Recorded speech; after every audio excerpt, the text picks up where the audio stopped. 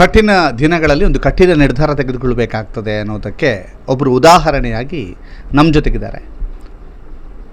ಆರ್ಥಿಕವಾಗಿ ಕಠಿಣ ದಿನಗಳು ಎದುರಾದಾಗ ಏನು ಮಾಡೋದು ಅಂತ ಯೋಚನೆ ಮಾಡಿದಾಗ ತಾನು ಏನಾದರೂ ಮಾಡಬೇಕು ಅನ್ನುವಂತಹ ನಿಟ್ಟಿನಲ್ಲಿ ಯೋಚನೆ ಮಾಡಿ ಹೊಸತೊಂದು ಸಾಹಸಕ್ಕೆ ಧುಮುಕ್ತಾರೆ. ಅದು ಒಂದು ಮಸಾಲೆ ಪದಾರ್ಥಗಳನ್ನು ಮಾಡೋದಾದರೆ ಇತ್ತೀಚೆಗೆ ಸುಮಾರು ಒಂದು 4-5 ವರ್ಷಗಳ ಹಿಂದೆ ಮಲ್ಲಿಗೆ ಕೃಷಿಯನ್ನು ಮಾಡಬೇಕು ಅನ್ನುವಂಥ ನಿಟ್ಟಿನಲ್ಲಿ ಯೋಚನೆಯನ್ನು ಮಾಡಿ ದಿನಕ್ಕೆ 1,000ಕ್ಕಿಂತ ಅಧಿಕ ದುಡಿಮೆಯನ್ನು ಮಾಡ್ತಾ ಇದ್ದಾರೆ ಎವರೇಜ್ ಆಗಿ. ಇವರ ಹೆಸರು ಕಲ್ಲಡ್ಕದ ವಿದ್ಯಾ ಅವರು. ಅವರ ಊರು, ಹೆಸರು ಮತ್ತು ಈ ಸಾಧನೆಯ ಬಗ್ಗೆ ಕೇಳೋಣ ನಮ್ಮ ಜೊತೆಗಿದ್ದಾರೆ. ನಮಸ್ತೆ. ನಮಸ್ತೆ ಸರ್. ನಿಮ್ಮ ಮಲ್ಲಿಗೆ ಕೃಷಿ, ನಿಮ್ಮ ಮಸಾಲೆ ಪದಾರ್ಥಗಳು ಯಾವ ಕಾರಣಕ್ಕೆ, ಹೇಗೆ ನೀವು ಅದಕ್ಕಿಂತ ಮೊದಲು ಏನು ಮಾಡ್ತಾ ಇದ್ರಿ, ಎಷ್ಟು ವರ್ಷಗಳ ಹಿಂದೆ ಇಂಥದ್ದೊಂದು ಹೊಸತಾದಂಥ ಆಲೋಚನೆಯನ್ನು ಮಾಡಿದ್ರಿ? ಅಂದರೆ ಮೊದಲು ನಾನು ಮನೆಯಲ್ಲೇ ಇದ್ದದ್ದು. ಅಂದರೆ ಫಸ್ಟ್ ಟೈಲರಿಂಗ್ ಮಾಡ್ತಾ ಇದ್ದೆ. ಆಮೇಲೆ ನಾವು ಸಂಜೀವಿನಿ ಒಕ್ಕೂಟಕ್ಕೆ ಸೇರಿದ ಮೇಲೆ ಮಸಾಲೆ ಹುಡಿ ಮತ್ತು ಮಲ್ಲಿಗೆ ಕೃಷಿ ಮಾಡಲಿಕ್ಕೆ ಸ್ಟಾರ್ಟ್ ಮಾಡಿದ್ದೇನೆ. ಸಂಜೀವಿನಿ ಒಕ್ಕೂಟ ಅಂತ ಹೇಳಿದ್ರಿ. ಮಲ್ಲಿಗೆ ಕೃಷಿ ಮಾಡಲಿಕ್ಕೆ ಸ್ಟಾರ್ಟ್ ಮಾಡಿ ಎಷ್ಟು ವರ್ಷ? 4 ವರ್ಷ. 4 ವರ್ಷ. ಹೇಗಿದೆ? ಹಾಂ, ಪರವಾಗಿಲ್ಲ, ಬಿಸ್ನೆಸ್ ಒಳ್ಳೆಯದಿದೆ. ಅಂದರೆ ಹೇಗೆ ಅಂದರೆ ಒಂದು ಮಹಿಳೆಯರು ತುಂಬ ಜನ ನೋಡ್ತಾ ಇರ್ತಾರೆ ಮೇಡಮ್, ತುಂಬ ಜನಕ್ಕೆ ಅದು ಮಾಡಬೇಕು ಇದು ಮಾಡಬೇಕು ಅಂತೆಲ್ಲ ಇರ್ತದೆ. ಅವರಿಗೆ ಯಾವ ರೀತಿ ಸಜೆಷನ್ ಕೊಡಲಿಕ್ಕೆ ಇಷ್ಟಪಡ್ತೀರಿ? ಮಲ್ಲಿಗೆ ಕೃಷಿ ಮಾಡುವುದು ಹೇಗೆ? ಮಲ್ಲಿಗೆ ಕೃಷಿ ಮಾಡೋದಂದರೆ ನಮಗೆ ಮನೆಯಲ್ಲಿ ಈಗ ಕೆಲವರಿಗೆ ಹೊರಗೆ ಹೋಗಿ ದುಡಿಲಿಕ್ಕೆ ಕಷ್ಟ ಆಗುವವರು ಮನೆಯಲ್ಲಿ ಒಂದು 10 ಗಿಡವನ್ನು ನಟ್ಟು ನಾವು ದುಡಿಮೆ ಮಾಡ್ಬೋದು. ಏನು ಕಷ್ಟ ಏನಿಲ್ಲ. ಫಸ್ಟ್ ಸ್ವಲ್ಪ ಒಂದು 6 ತಿಂಗಳಲ್ಲಿ ಇಳುವರಿ ಬರ್ತದೆ. ಅದರಲ್ಲಿ ತೆಗಿಲಿಕ್ಕೆ ಮಲ್ಲಿಗೆ ಆಗಲಿಕ್ಕೆ ಸ್ಟಾರ್ಟ್ ಆಗ್ತದೆ, ಬರ್ತದೆ. ಜಾಸ್ತಿ ನಾವು ಮಾಡಬೇಕು. ಅದರ ಗಿಡದಿಂದಲೇ ಗೆಲ್ಲು ತೆಗೆದು ನಟ್ಟು ಜಾಸ್ತಿ ನಮಗೆ ಗಿಡ ಮಾಡ್ಬೋದು ಅದರಲ್ಲೇ. ಹಾಗೆ. ಈಗ ನಿಮ್ಮ ಬಿಸ್ನೆಸ್ ಬಗ್ಗೆ ಹೇಳಿ. ನೀವು ಮಸಾಲೆ ಪದಾರ್ಥಗಳನ್ನು ಯಾವತ್ತು ಸ್ಟಾರ್ಟ್ ಮಾಡಿದ್ದು? ಮಲ್ಲಿಗೆ ಹೇಗಿತ್ತು ಬದುಕು, ಹೇಗಾಯಿತು? ಫಸ್ಟ್ ಅಂದರೆ ಬಾಡಿಗೆ ಮನೆ ಮಾಡಿದೆ. ಅಂದರೆ ಲಾಸಲ್ಲಿದ್ದೇವೆ ನಾವು ತುಂಬ. ಹಾಗೆ ಒಂದು ಸಂಘದಿಂದ ಸೇರಿ ಲಾನ್ ತೆಗೆದು ಬಾಡಿಗೆ ರೂಮ್ ಮಾಡಿ ಕಟ್ಟಿದೆವು, ಸ್ಟಾರ್ಟ್ ಮಾಡಿದ್ದು. ಅದರಿಂದ ಮತ್ತೆ ಒಂದೊಂದೇ ಸ್ಟಾರ್ಟ್ ಮಾಡಿದೆ. ಫಸ್ಟ್ ಅಂದರೆ ಮಸಾಲೆ ಹುಡಿ ಮಾಡಲಿಕ್ಕೆ ಸ್ಟಾರ್ಟ್ ಮಾಡಿದೆ. ಅಡಿಗೆ ರೂಮ್ ಅಂದರೆ ನೀವು ಬೇರೆಯವರಿಗೆ ಬಾಡಿಗೆ ಕೊಡಲಿಕ್ಕೆ ರೂಮ್ ಮಾಡಿದ್ದು? ಹೌದು, ಬಾಡಿಗೆ ಅಂದರೆ ಬೇರೆಯವರಿಗೆ. ಮನೆಯಲ್ಲಿ ಸ್ವಲ್ಪ ಹಟ್ಟಿ ಎಲ್ಲ ಇತ್ತು. ಅಂದರೆ 18 ದನ ಇತ್ತು ನಮ್ಮಲ್ಲಿ ಮೊದಲು. ಅದೆಲ್ಲ ಅಂದರೆ ಸ್ವಲ್ಪ ಲಾಸ್ ಆದಮೇಲೆ ಕೆಲವು ಮಾರಿ ಹೋಯಿತು, ಕೆಲವು ಸತ್ತು ಹೋಯಿತು. ಆಮೇಲೆ ಖಾಲಿ ಉಳಿಯಿತು ಹಟ್ಟಿ. ಮತ್ತೆಂತ ಮಾಡೋದು ಅಂತೇಳಿ ಸಂಘದಿಂದ ಲಾನ್ ತೆಗೆದು ಮನೆ ರಚನೆ ಮಾಡಿ ಅದರಲ್ಲಿ ನಾವು ಉಳ್ಕೊಂಡು ನಮ್ಮ ಮೊದಲಿನ ಮನೆಯನ್ನು ಪಾರ್ಟಿಷನ್ ಮಾಡಿ 3 ಬಾಡಿಗೆ ರೂಮ್ ಮಾಡಿ ಕೊಟ್ಟು ಆಮೇಲೆ ಅದೇ ಮತ್ತೆ ಟೈಲರಿಂಗ್ ಮಾಡ್ತಾ ಇದ್ದೆ. ಆಮೇಲೆ ಇದೆ ಫಸ್ಟ್ ಸ್ಟಾರ್ಟ್ ಮಾಡಿದ್ದು ಮಸಾಲ. ಸಂಜೀವಿನಿಗೆ ಸೇರಿ ಮಸಾಲ ಸ್ಟಾರ್ಟ್ ಮಾಡಿದೆ. ಅದರಲ್ಲಿ ಒಳ್ಳೆ ಇದು ಬಂತು. ಚಿಕನ್ ಮಸಾಲ ಒಳ್ಳೆ ಸೇಲ್ ಆಗಲಿಕ್ಕೆ ಸ್ಟಾರ್ಟ್ ಆಯಿತು. ಆಮೇಲೆ ಪುನಃ ಮಲ್ಲಿಗೆ ಮಾಡುವ. ನನಗೆ ಗಿಡದ್ದು ಸ್ವಲ್ಪ ಹುಚ್ಚು ಜಾಸ್ತಿ. ಕೃಷಿಯಲ್ಲಿತ್ತು ಮೊದಲಿಂದಲೂ. ಅಂದರೆ ನಮಗೆ ತೋಟ ಉಂಟು ಸ್ವಲ್ಪ. ಹಾಗೆ ಅದರಿಂದ ಇದರಲ್ಲಿ ಕೃಷಿಯಲ್ಲಿ ಸ್ವಲ್ಪ ಜಾಸ್ತಿ. ಅದಕ್ಕೆಲ್ಲರೂ ಹೇಳ್ತಿದ್ರು, ಈ ಹೂವಿನ ಗಿಡ ಇಷ್ಟೆಲ್ಲ ಮಾಡ್ತೀಯಲ್ಲ, ನಿಮಗೆ ಮಲ್ಲಿಗೆ ಗಿಡ ಮಾಡಬಾರ್ದಾ ಅಂತ. ಹಾಗೆ ಮಲ್ಲಿಗೆ ಗಿಡ ಮಾಡಿದೆ. ಹಾಗೆ ಫಸ್ಟ್ ತಗೊಂಡದ್ದು 20 ಗಿಡ. ಅದರಲ್ಲೇ ಗೆಲ್ಲು ತೆಗೆದು ನಟ್ಟು ಈಗ 60 ಗಿಡ ತನಕ ಮಾಡಿದ್ದೇನೆ. ತೊಂದರೆ ಇಲ್ಲ, ಪರವಾಗಿಲ್ಲ. ನನಗೊಂದು ಮನೆಯಲ್ಲಿ ಕೂತ್ಕೊಂಡೊಂದು ಕೆಲಸ ಆಗ್ತದೆ ಅಷ್ಟೇ. ಎಷ್ಟು ದುಡಿಮೆ ಮಾಡ್ಬೋದು? ದುಡಿಮೆ ಅದೇ ರೇಟ್ ಚೆಂಡಿಗೆ 400 ರೂಪಾಯಿ ಇರುವಾಗ ನಮಗೆ ಒಂದು 2-3 ಚೆಂಡಿದ್ದರೂ 1,000ದ ಮೇಲಾಯಿತು. ಕಡಿಮೆ 100 ರೂಪಾಯಿ ಇರುವಾಗ 400 ರೂಪಾಯಿಗೆ ಮೋಸ ಇಲ್ಲ. ಆದರೆ ಅದೇ ಒಂದು 10 ಮಲ್ಲಿಗೆ ಒಂದು ಚಿಗಿರಿ ಒಮ್ಮೆ ಆಗಿ ಒಂದು 15 ದಿವಸ ಆಗ್ತದೆ. ಆಮೇಲೆ ಒಂದು 10 ದಿವಸ ಗ್ಯಾಪ್ ಕೊಡ್ತದೆ, ನಮಗೆ ರೆಸ್ಟ್ ಇರ್ತದೆ. ಅಂದರೆ ಅದಕ್ಕೆ ನಾವು ಪಾರ್ಟಿಷನ್ ಮಾಡಿ ಮಾಡಬೇಕು. ಅಂದರೆ ಮಲ್ಲಿಗೆದಂದರೆ ಒಂದು 20 ಗಿಡಕ್ಕೆ ಮೊದಲು ಈಟೆಲ್ಲ ಹಾಕೋದಾದರೆ ನಾವು ಒಂದು 20 ಗಿಡಕ್ಕೆ ಫಸ್ಟ್ ಹಾಕಬೇಕು.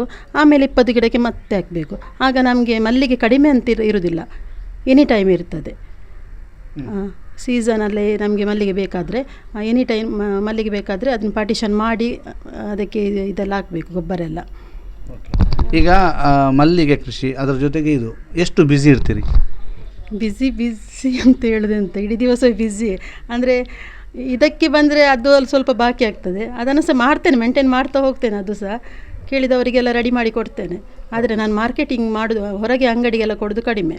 ಹೀಗೆ ಮನೆಗೆ ಬಂದರೆ ಚಿಕನ್ ಮಸಾಲ ಒಳ್ಳೆದು ಹೋಗ್ತದೆ. ಮತ್ತು ಒಂದು ಚಿಕನ್ ಇದಕ್ಕೆ ಶಾಪಿಗೆ ಒಂದು ತಗೊಳ್ತಾರೆ. ಅವರಿಗೆ ಡಿಮ್ಯಾಂಡ್ ಉಂಟು, ಅವರು ಕೇಳ್ತಾ ಇರ್ತಾರೆ ಮಾಡಿಕೊಡಿ ಮೇಡಮ್ ಅಂತೇಳಿ. ಹಾಗೆ ಈಗ ಮಲ್ಲಿಗೆ ನೀವು ಹೇಗೆ ಮಾರ್ಕೆಟಿಂಗ್ ಮಾಡೋದು ಹೇಗೆ?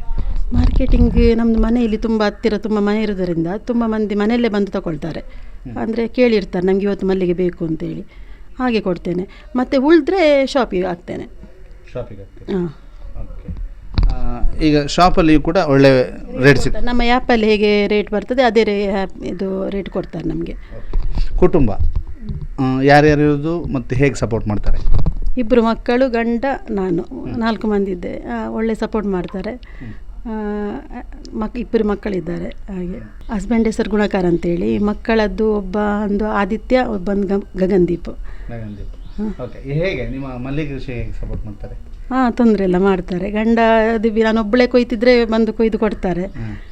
ಹಾಗೆ ಮಕ್ಕಳು ಕಾಲೇಜಲ್ಲಿ ಇರ್ತಾರೆ. ಇವತ್ತೊಬ್ಬ ರಜೆಯಲ್ಲಿ ಮನೇಲಿದ್ದಾನೆ ಅಷ್ಟೇ. ಹಾಂ. ಈಗ ಕಟ್ಟಲಿಕ್ಕೆ ಯಾರಾದರೂ ಹೆಲ್ಪ್ ಮಾಡ್ತಾರಾ?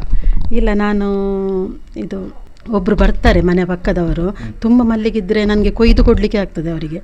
ಹಾಗೆ ಒಮ್ಮೆ ಕಟ್ಟಲಿಕ್ಕೆ ಬರ್ತಾರೆ, ಹೆಲ್ಪ್ ತಗೊಳ್ತೇನೆ. ತುಂಬ ಇದ್ದರೆ ಮಾತ್ರ, ಇಲ್ಲದ ನಾನೇ ಕಟ್ತೇನೆ. 4 ಚೆಂಡು ತನಕ ಇದ್ದರೆ ನಾನೇ ಕೊಯ್ದು ನಾನೇ ಕಟ್ತೇನೆ. ಎಷ್ಟು ಹೊತ್ತು ಬೇಕಾಗುತ್ತೆ ಕೊಯ್ದು ಕಟ್ಟಲಿಕ್ಕೆ? ನನಗೆ ಒಂದು ಮಧ್ಯಾಹ್ನ ಒಂದು 2 ಗಂಟೆ ಕುಳಿದ್ರೆ ಒಂದು 5 ಗಂಟೆ 5:30 ತನಕ ಬೇಕಾಗ್ತದೆ. ಅಷ್ಟು ಟೈಮ್ ಬೇಕು. ಮಧ್ಯಾಹ್ನ ಹಾಂ, ಬೇಕು ಮಿನಿಮಮ್ ಬೇಕು. ಈಗ ಮನೆಯಲ್ಲೇ ಇದ್ದೇನೆ, ತಾಲೆ ಬಿಸಿ ಮಾರಿ ಏನಿಲ್ಲ ಇನ್ಕಮ್ ಅಂತ ಹೇಳುವವರಿಗೆ ಬೆಸ್ಟ್ ಅಲ್ವಾ? ಬೆಸ್ಟ್, ಒಳ್ಳೆ ಸಪೋರ್ಟ್. ನಾನು ಅದಕ್ಕೆ ಎಲ್ಲರಿಗೂ ಇದು ನನ್ನ ಸಂಘದಲ್ಲಿ ಎಲ್ಲರಿಗೂ ಮಾಹಿತಿ ಕೊಡ್ತೇನೆ. 10-20 ಗಿಡವನ್ನು ಮನೆಯಲ್ಲಿ ಮಾಡಿ ತೊಂದರೆ, ನಮ್ಮ ಖರ್ಚಿಗೋದ್ರೂ ಆಗ್ತದೆ. ಹಾಗೆ. ಈಗ ಕಷ್ಟದಲ್ಲಿದ್ದಾಗ ಸ್ಟಾರ್ಟ್ ಮಾಡಿದ್ರಿ ಮೇಡಮ್, ಈಗ ಹೇಗಿದ್ದೀರಿ? ತೊಂದರೆ ಇಲ್ಲ. ಕೈಯಲ್ಲಿ ನನ್ನ ಗಂಡನಿಗೆ ಬೇಕಾದಾಗ ಹಣ ನಾನೇ ಕೊಡ್ತೇನೆ, ಮಕ್ಕಳಿಗೂ ಸಹ ಕೊಡ್ತೇನೆ. ಮಕ್ಕಳು ಎಜುಕೇಷನ್ ಮಾಡ್ತಿದ್ದಾರೆ, ಒಬ್ಬ ಅನಶಿಷ್ಯ ಮತ್ತು ಒಬ್ಬ ಇಂಜಿನಿಯರಿಂಗ್ ಮಾಡ್ತಿದ್ದಾರೆ. ಅವರಿಗೆ ಖರ್ಚಿಗೆ ಬೇಕಾದರೆ ಕೇಳ್ತಾರೆ, ಧೈರ್ಯದಲ್ಲಿ ಕೊಡ್ಬೋದು ಕೇಳುವಾಗ. ಈಗ ನಿಮ್ಮ ಹತ್ರ ಉಂಟು, ಅಂದರೆ ತುಂಬ ಇಲ್ಲ. ನನಗೆ ಖರ್ಚಿಗೆ ಬೇಕಾದಷ್ಟು ದಿವಸಕ್ಕೆ ಎಷ್ಟು ಬೇಕು, ಮಕ್ಕಳಿಗೆ ಬೇಕಾದದ್ದು ನನಗೆ ಬೇಕಾದಷ್ಟು ಖರ್ಚಿಗೆ ದುಡಿತೇನೆ. ಓಕೆ, ಇದು ನಿಜಕ್ಕೂ ಖುಷಿ. ಮತ್ತೊಂದು ಈ ರೀತಿಯ ಸಾಧನೆ ಅಂತ ಮಾಡಿದಾಗ ಈಗ ನಿಮ್ಮನ್ನು ಸಮಾಜದಲ್ಲಿ ಗುರುತಿಸುವಂಥದ್ದು ಇರ್ಬೋದು. ನೀವು ಅಧ್ಯಕ್ಷರಲ್ಲಾಗಿದ್ದೀರಿ ಈಗ. ಹೌದು, ಅದೇ ಸಂಜೀವಿನಿಯಲ್ಲಿ ಒಕ್ಕೂಟದ್ದು ಇಲ್ಲಿದ್ದ ಅಧ್ಯಕ್ಷ ಆಗಿದ್ದೇನೆ. ತಾಲೂಕಲ್ಲಿ ಅಧ್ಯಕ್ಷ ನಾನೇ ಆಗಿದ್ದೇನೆ. ಗುರುತಿಸುವಿಕೆಯ ಬಗ್ಗೆ ತೊಂದರೆ ಇಲ್ಲ. ಎಲ್ಲರೂ ಅಂದರೆ ಒಂದು ಹೆಮ್ಮೆ ಇದೆ. ಅಂದರೆ ಎಲ್ಲರೂ ಹೇಳ್ತಾರೆ, ನಮ್ಮ ಅಧ್ಯಕ್ಷರು ಹೀಗೆ ಮಾಡ್ತಾರೆ, ನಿಮಗೆ ಮಾಡಬಾರ್ದಾ ಒಂದು ನಮ್ಮನ್ನು ಮುಂದೆ ನಮ್ಮ ಹೆಸರನ್ನು ಹೇಳುವಾಗ ತುಂಬ ಖುಷಿ ಆಗ್ತದೆ. ಈಗ ಅಷ್ಟೆಲ್ಲ ಬ್ಯುಸಿಯ ನಡುವೆ ಇದು ಮಾಡಲಿಕ್ಕೆ ಆಗ್ತದಾ? ಆಗ್ತದೆ. ಕೊಡ್ತೇವೆ. ನಾನಂದರೆ ನಮಗೆ ಮೀಟಿಂಗ್ ಎಲ್ಲ ಇದ್ದರೆ ಹಗಲೊತ್ತೇ ಇರ್ತದೆ ಮಧ್ಯಾಹ್ನ ತನಕ. ಅದಕ್ಕೆ ನಾನು ಇದನ್ನು ನಿಜವಾಗಿ ಮಲ್ಲಿಗೆ ಕೊಯ್ಯುವುದು ಬೆಳಿಗ್ಗೆ, ಆ್ಯಕ್ಚುಲಿ ಕೊಯ್ಯುವುದೇ ಬೆಳಿಗ್ಗೆ, ಕಟ್ಟಿ ಕೊಟ್ಟಾಗಬೇಕು. ನಾನಿದನ್ನು ಮಧ್ಯಾಹ್ನ ನಂತರ ತಗೊಂಡು ಕೊಯ್ದು ಕಟ್ಟಿ ಕೊಡೋದು. ನನಗೆ ಬೆಳಗಿದ್ದು ಎಂಥ ಕೆಲಸ ಇದ್ದರೂ ನಾನು ಮುಗಿಸ್ತೇನೆ. ಮಧ್ಯಾಹ್ನ ಇದಕ್ಕೆ ಫ್ರೀ ಇಡ್ತೇನೆ ಮಾಮೂಲಿ. ಈಗ ತುಂಬ ಜನ ನಾನು ಫಸ್ಟ್ ಮನೆ ಮತ್ತೆ ಎಲ್ಲ ಅಂತ ಇರ್ತದೆ, ಮಹಿಳೆಯರಾಗಿರ್ಬೋದು ಪುರುಷರಾಗಿರ್ಬೋದು. ಆದರೆ ನೀವು ಫಸ್ಟ್ ಮನೆಯನ್ನು ಚಿಕ್ಕದು ಮಾಡಿದರೆ, ಅಂದರೆ ದೊಡ್ಡ ಮನೆಯನ್ನು ಬಾಡಿಗೆ ಕೊಟ್ಟು ತಾವು ಕಷ್ಟಪಟ್ಟು ಅಲ್ವಾ, ಉಲ್ಟಾ ಇದು ಎಂಥ ಉಪಾಯ ಹೇಳ್ತೀವಿ, ಜೀವನೋಪಾಯ ಅಂತ ಹೇಳ್ತಾರಲ್ಲ ಹಾಗೆ. ಯಾವುದರಲ್ಲಿ ಹಣ ಬರ್ತದೆ ಅಂತ ನೋಡಬೇಕು ಫಸ್ಟ್, ಮತ್ತೆ ದೊಡ್ಡದು ಮಾಡುವ. ಮಕ್ಕಳಿದ್ದಾರಲ್ಲ ಮಾಡುವಾರು ಅಂತ ಧೈರ್ಯ ಉಂಟು ಹಾಗೆ. ಓಕೆ, ಆವತ್ತಿನ ಕಷ್ಟ ತುಂಬ ಕಷ್ಟಪಟ್ಟಿದ್ದೀರಿ, ಇವತ್ತು ಹೇಗೆ ಅನಿಸ್ತಾ ಇದೆ? ಖುಷಿ ಉಂಟು, ಅಂದರೆ ಧೈರ್ಯ ಉಂಟು. ನಾನು ಇದರಲ್ಲಿ ಇಂಪ್ರೂವ್ ಆಗ್ಬೋದು ಅಂತ ಧೈರ್ಯ ಉಂಟು. ಓಕೆ, ಇನ್ನು 60 ಗಿಡ 600 ಗಿಡವಾಗಲಿಕ್ಕೆ ಇದೆ. ಹೌದು, ನೋಡಬೇಕು, ಸಪೋರ್ಟ್ ಬೇಕು ನನಗೆ. ಮಕ್ಕಳದ್ದು ಮತ್ತು ಗಂಡಂದು ಇದ್ದರೆ ಮಾಡ್ಬೋದು. ಮಾಡ್ತಾರೆ ತಾನೆ, ಸಪೋರ್ಟ್ ಮಾಡ್ತಾರೆ. ಎಂತ ಕಿರಿಕಿರಿ ಮಾಡ್ತಾರ? ಇಲ್ಲಪ್ಪ, ಹಾಗೇನಿಲ್ಲ. ಏನಿಲ್ಲ, ಅಲ್ಲ ಇಬ್ಬರು ಹುಡುಗರು ಅಂತ ಹೇಳಿದ್ರಲ್ಲ ಅದಕ್ಕೆ ಕೇಳಿದೆ. ಇಲ್ಲ, ಸಪೋರ್ಟ್ ಇದ್ದಾರೆ. ಮಲ್ಲಿಗೆಗೂ ಸಪೋರ್ಟ್ ಇದ್ದಾರೆ. ಇದು ವಿದ್ಯಾರವರ ವಿಶೇಷ ಸಾಧನೆ ಅಂತ ಹೇಳ್ಬೋದು. ಯಾಕೆಂತಂದರೆ ಒಂದು ಕಷ್ಟ ಅಂತಂದಾಗ ಆರಂಭಿಸಿದಂತಹ ಉದ್ಯಮ ಒಂದು ಕಡೆ, ಮತ್ತೊಂದು ಕಡೆ ಮಲ್ಲಿಗೆ ಕೃಷಿ, ಅದಕ್ಕೆ ಟೈಮ್ ಕೊಡುವಂಥದ್ದು, ಇವೆಲ್ಲವನ್ನು ಮಾಡಿಕೊಂಡು ತನ್ನ ಆದಾಯವನ್ನು ತಾನು ಮಾಡ್ತಾ ಇದ್ದೇನೆ. ಮನೆಯಲ್ಲಿದ್ದೇನೆ ಅನ್ನುವಂತಹ ಕಾರಣಕ್ಕೋಸ್ಕರವಾಗಿ ನಾನು ಏನೂ ಮಾಡ್ತಾ ಇಲ್ಲ ಅಂತ ಅರ್ಥ ಅಲ್ಲ. ಬದಲಾಗಿ ಮನೆಯಲ್ಲಿದ್ದರೂ ಕೂಡ ಮಸಾಲೆ ಪದಾರ್ಥ ಅದು ಇದು ಅಂತ ಮಾಡಿಕೊಂಡು ದಿನಕ್ಕೆ 1,000ಕ್ಕಿಂತ ಅಧಿಕ ಖಂಡಿತವಾಗಿ ಆ್ಯಾವರೇಜ್ ದುಡಿತೀನಿ ಅನ್ನುವಂಥದ್ದಿದೆ. ಮಳೆಗಾಲದಲ್ಲೂ ಸ್ವಲ್ಪ ಕಷ್ಟ ಆಗ್ಬೋದು ಅಂತ ಇದ್ದರೂ ಕೂಡ ಅದಕ್ಕೂ ಕೂಡ ವ್ಯವಸ್ಥೆಗಳನ್ನು ಅವರು ಮಾಡಿಕೊಂಡಿದ್ದಾರೆ. ಬಹಳ ವಿಶೇಷವಾದಂತಹ ಒಂದು ಸಾಧನೆಯನ್ನು ಮೆರೆದಿರುವಂತಹ ವಿದ್ಯಾರವರಿಗೆ ಧನ್ಯವಾದ. ನಮ್ಮ ಜೊತೆಗೆ ಮಾತನಾಡಿದ್ದಕ್ಕೆ ಥ್ಯಾಂಕ್ ಯು ಮೇಡಮ್. ಇದು ಮನೆಯಲ್ಲಿದ್ದು ಮಲ್ಲಿಗೆ ಕೃಷಿಯನ್ನು ಮಾಡಿಕೊಂಡು ಒಂದು ಬದುಕಿನಲ್ಲಿ ಹೊಸ ಸುವಾಸನೆಯನ್ನು ಬೀರಿದಂತಹ ವಿದ್ಯಾರವರ ಕತೆ. ರಾಕೇಶ್ ನಾಯಕ್ ಜೊತೆಗೆ ದಾಮೋದರ ದೊಂಡೋಲೆ, ಸುದ್ದಿ ನ್ಯೂಸ್, ಕಲ್ಲಡ್ಕ. ಸುದ್ದಿ ಚಾನಲ್, ಕ್ಷಣ ಕ್ಷಣದ ಸುದ್ದಿಗಾಗಿ.